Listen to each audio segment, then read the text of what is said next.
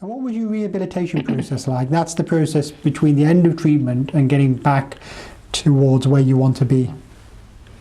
Well, there isn't any, is there? It Not just formally. stops. You're right. There is It just stops. There is an issue, a big issue. I know you and I have talked about this And before. you need to be, it's always like a drug really, you need to be weaned off it. You have all that attention for all that time and all of a sudden you've got nothing.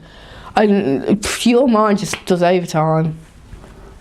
It's a big sudden drop, isn't it? It is. Kind It is of from all input. that to nothing. It's a huge leap. Was it literally nothing, or did you have the occasional contact from the It was breast like, care nurses? I didn't even have that. I suppose you could ring them, but I still don't know the name of my breast cancer nurse, so I can't even ring her. It was seeing the oncology every 6 months. That was A the only follow-up, just a routine follow-up. That was all I got really. So from being from That's it, 5 weeks to perhaps 6 months. And seeing the oncologist is in the clinic, is it? Yeah, yeah, it's in the Royal. Yeah, I do see the breast cancer one every year. Yeah. Dr. Securi. So basically, you went directly into kind of a routine monitoring scenario where you were just being seen occasionally. Yeah. So I guess what's missing, correct me if I'm wrong, but some kind of transition Yeah. from all that intense acute It is. care to saying, well, you're doing well on your own. We don't need to see you. But I guess the NHS being what it is now, under pressure of funding, tends to push you towards saying, well, you know, we don't really need to do anything now.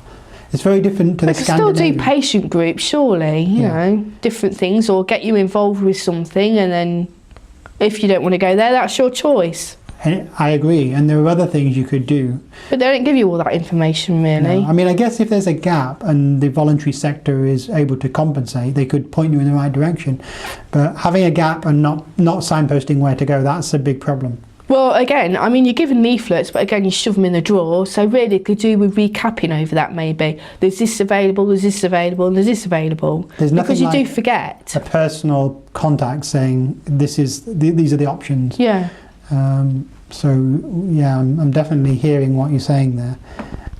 It's very different, by the way, in this Scandinavian model where they offer rehabilitation oncology as a specialty and actually try to follow people up with specific things like getting back to work, physiotherapy if they need it, other types of complementary treatments, things like that can be added in definitely. to the routine.